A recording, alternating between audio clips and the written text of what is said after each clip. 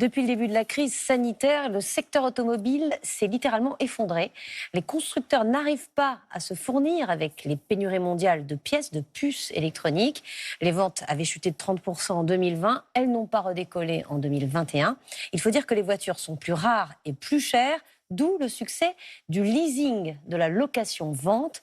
Paul-Luc Monnier et Giona Messina. Pendant des décennies, les automobilistes les ont achetés. Mais de plus en plus, ils préfèrent les louer. Dans cette concession de l'Oise, 2/3 des voitures désormais sont vendues en leasing. Vous avez systématiquement une double offre. Du jamais vu. Le prix du véhicule et sa proposition en location. Cette retraitée, par exemple, loue sa nouvelle voiture, 200 € par mois. Quelle durée est votre contrat 4 ans. 4 ans. 4 ans et je fais pas beaucoup de kilomètres, j'ai dû prendre... Moins cher selon elle, surtout que l'entretien est compris dans le prix.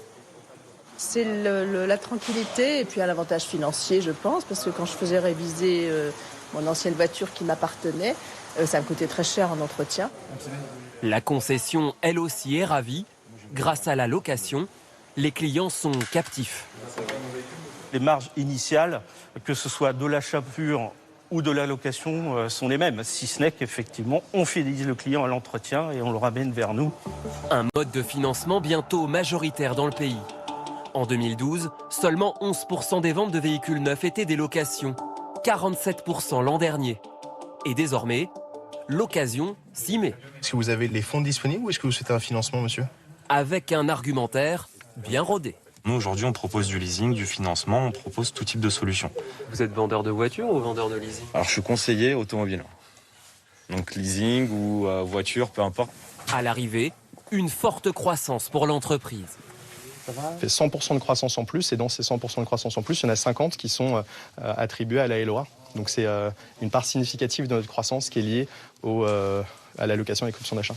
Mais la location est-elle toujours avantageuse? Pas forcément. Elle est un peu plus coûteuse qu'un crédit, rappelle cet expert. Il y aura effectivement un coût supplémentaire. Après, à chacun d'évaluer ce qu'il est prêt à mettre en plus pour les services additionnels et le fait de rouler régulièrement avec un véhicule récent. Des locations ultra majoritaires pour les flottes d'entreprises, 82% de leasing.